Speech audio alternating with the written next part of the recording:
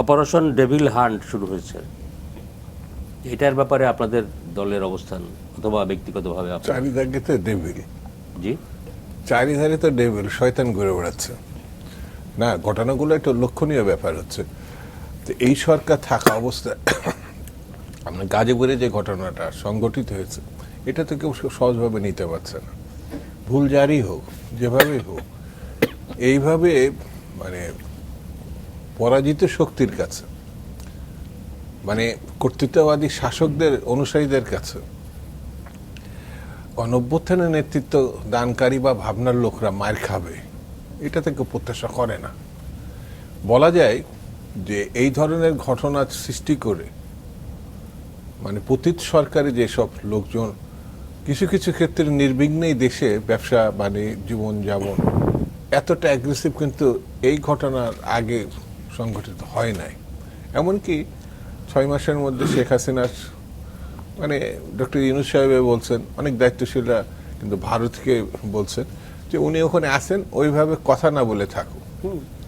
এই কথাটা মানে চুপ থাক, মানে চুপ থাকুক। মানে ওনার প্রতি ভাষাগত দিক থেকেও অ্যাগ্রেসিভ কোনো ভাষা ব্যবহার করা হয়নি, আমি অন্তত আমার চোখে পড়েনি।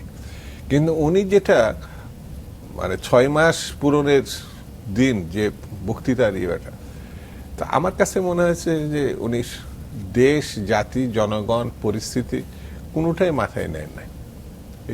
এই মানে সোশ্যাল মিডিয়ার যুগে মানে ভারতে কি হচ্ছে আমরা এখানে বসে তো তাৎক্ষণিকভাবে দেখতে পারি, আমরা আমেরিকায় কি হচ্ছে তাৎক্ষণিকভাবে দেখতে পারি। তো ভারতের পরিস্থিতিটা উনি মাথায় নিলেন না।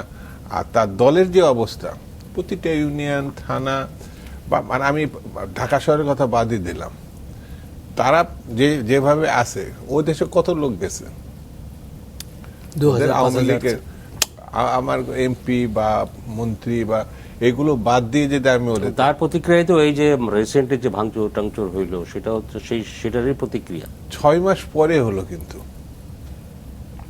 এটা লক্ষণীয় ব্যাপার। কিন্তু শেখ হাসিনার গণভবনে মানে ওই যে ছিলেন উনি, ওখানে লুটপাট হয়েছে বা এরকম কিছু কিছু জায়গায় তাৎক্ষণিক প্রতিক্রিয়ায়, যেরকম মেনন ভাই বলছিলেন, রাশেদ খান মেনন সাহেব, যে 20 লক্ষ লোক মারা যাবে বলছিল না, একাধিকবার উনি এই কথাটা বলছেন। কয়জন মারা গেছে? এবং আমার কাছে মনে হয়েছে এই 5 আগস্টের পরিবর্তনের পর 6 মাস আগে মানুষের ভিতরে যে মানে উৎসাহ উদ্দীপনা, সেটা একটা পরিবর্তনকে ঘিরে, হিংস্রতা না, বরঞ্চ পতিত সরকারে পুলিশ বা তার সমর্থকরা, ছাত্রলীগ যেসব ভূমিকা পালন করছে বা পুলিশ যে ভূমিকা, ওইটা হিংস্র ভূমিকা পালন করছে। বলা যায় এরা আত্মরক্ষার করতে গিয়ে, ছাত্ররা পুলিশকে আক্রমণ যদি করে থাকে আত্মরক্ষার করতে গিয়ে তারা এটা করছে। এই জিনিসটা যদি আমি বিবেচনায় আনি, তাহলে গত 6 মাসের এই ঘটনার আগ পর্যন্ত তেমন কোনো প্রতিশোধমূলক ঘটনা ঘটেইনি দেশে, আমি বলবো করিনি। এমনকি শেখ হাসিনার সম্বন্ধেও মিডিয়াতে বা তার বিরোধীরা এমন কোনো ভাষা ব্যবহার করেনি যেটা তিনি এই পদক্ষেপে আসতে পারেন। বলা যায় যে যা কিছু ঘটছে তিনি সজ্ঞানে এই ঘটনার জন্য তার দায়িত্ব নিতে হবে, তার দলকে। বরঞ্চ আমি বলবো যে 6 মাসে আসছিল তো উনি আরো কয়েক বছর উনি দলকে, তার রাজনীতিকে পিছিয়ে দিল, আমার কাছে মনে হয়েছে। আপনারা দুজনই রাজনীতি বিশ্লেষক, লেখালেখি করেন, কথা বলেন। এই যে দুদুভাই যে বিষয়টা বললেন, সাম্প্রতিক ঘটনাবলী এবং আওয়ামী লীগের ভবিষ্যতের কথা তিনি যেটা বললেন, শেখ হাসিনা উস্কানিমূলক বক্তব্য বা বালখিল্য বক্তব্য আমি বলবো, সেটি তার সমর্থকদের তো অবশ্যই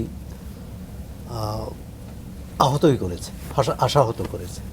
কিন্তু দেশকে কিন্তু আরেকটি অনিশ্চয়তার পথে নিয়ে গেল।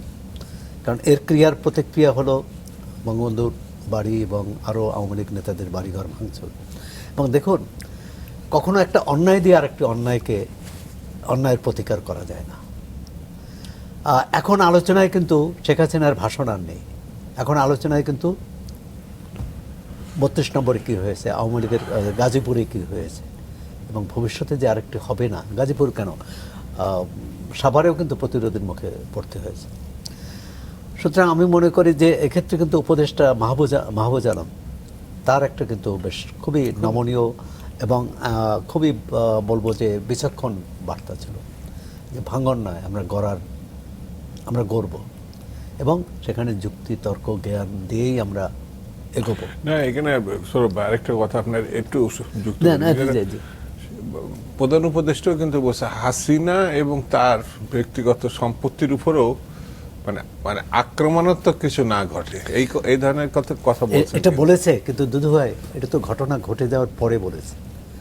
প্রধান উপদেষ্টা দ্বিতীয়ত হচ্ছে পরে বলেছেন, ঘটনা ঘটে যাওয়ার পর। এই পরে বলার কথাটা বলছি যে আচ্ছা, আগের ঘটনা ঘটার মতো পরিস্থিতি তৈরি করে। আচ্ছা, পরিস্থিতি তৈরি হয়েছে, কিন্তু তারপরও যদি এই প্রধান উপদেষ্টার এই বার্তার পর নিশ্চয়ই, এবং উনি এটাও বলেছেন যে বিশ্বে আমাদের ভুল বার্তা যাবে, হ্যাঁ, এরপরে যদি সরকারের যে রাষ্ট্রযন্ত্র, যে আইনশৃঙ্খলা রক্ষাকারী বাহিনী, তারা তো একটু সক্রিয় হতে পারে।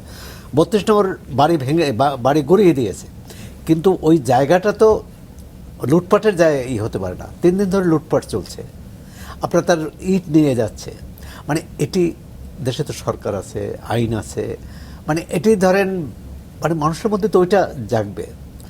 যেমন এই ঘটনায় অনেক আমি ইউটিউব চ্যানেল এবং সামাজিক যোগাযোগ মাধ্যমে খালেদা জিয়াকে যেভাবে বাড়ি থেকে বের করে দিয়েছিল, এই ঘটনাটা অনেকেই কিন্তু এটা সামনে নিয়ে এসেছে। কারণ আপনার যুগান্তরে একটা চমৎকার ছবি ছাপছে দুটো পাশাপাশি। আচ্ছা, এটা এই যে আনা, এখন কথা হচ্ছে ওটা তো জঘন্য কাজ ছিল, তাহলে এটা কি ভালো কাজ হলো?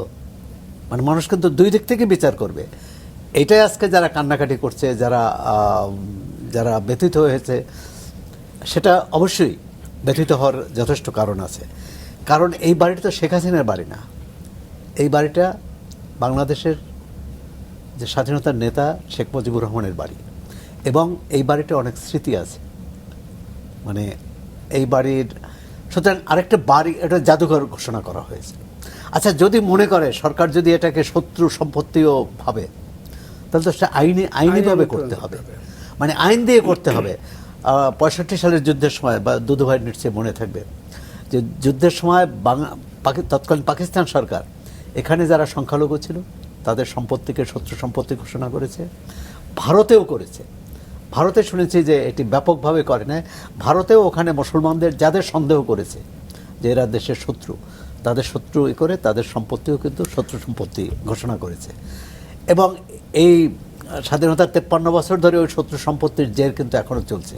পরবর্তীকালে যে অর্পিত সম্পত্তি আইন সংশোধন, রদবদল এবং আইন বাতিলের যে যত হয়েছে, কয়জন ফেরত পেয়েছে সেটা তো, সুতরাং সেটাও তো করতে পারত, যেটা হলে আইনই বলে।